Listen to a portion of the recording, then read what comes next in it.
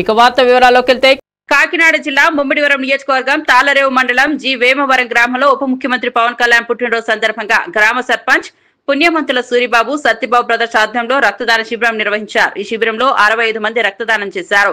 పవన్ కళ్యాణ్ అడుగుజాడల్లో నడుస్తూ ఆయన ఆశయాల సాధనకై కృషి చేస్తామని తెలిపారు. కార్యక్రమానికి fishermen corporation director Chilakalapudi Paparao ముఖ్య అతిథిగా హాజరయ్యారు. జన సైనికులు, వీర మహిళలు, గ్రామ ప్రజలు అధిక సంఖ్యలో పాల్గొన్నారు.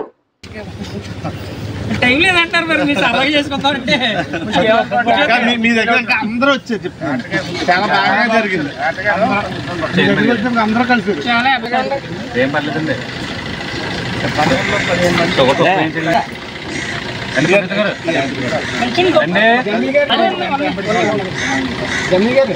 మీ ఫ్యామిలీకి మీరు వేసుకోండి.